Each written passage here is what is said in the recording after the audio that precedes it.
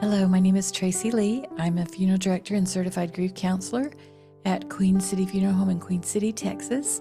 And today I'm going to share a grief brief with you out of my book, Morning Lights, which you can see on the bookshelf behind me.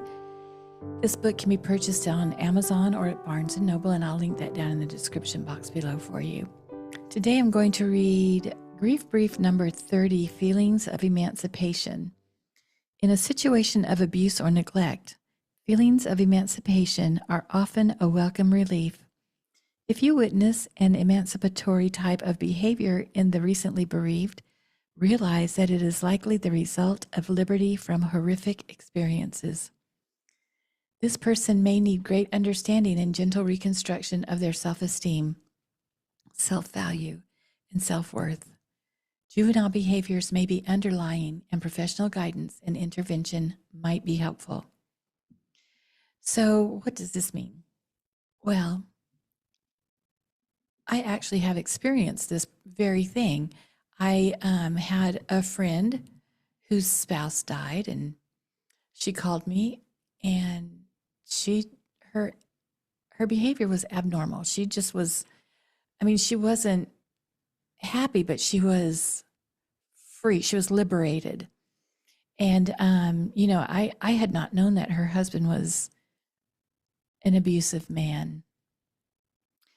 But when I saw the way that she acted, I realized that maybe I could have been a better friend to her. And now I had the opportunity to be a better friend to her and help her. And so in fact, I actually wrote a story about the experience. And in fact, the book on the shelf, Morning Coffee, the top one, the red one back there, that's a series of 10 books where I wrote for 10 years for 3,000 outlets, a syndicated column. And I wrote about my funeral practice, and her story is in there. But when people have suffered something like that, they need assistance. They don't need to be judged, and they don't need to be mistreated again, because that's just more, compounding the abuse.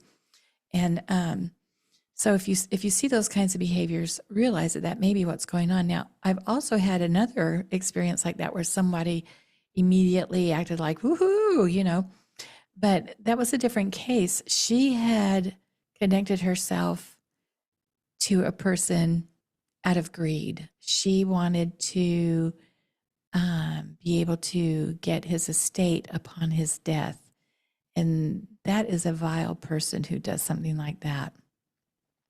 But there are different scenarios. But if you know this person and this is a very unusual behavior for them, it's not what you expect, realize that they've probably suffered something and need assistance. They don't need judgment. So my name is Tracy Lee. I appreciate you being here today. And if you wouldn't mind, I would like to ask you to like and subscribe to our channel to help us get the information out to those who grieve and who need the information. Thank you for being here. Bye-bye.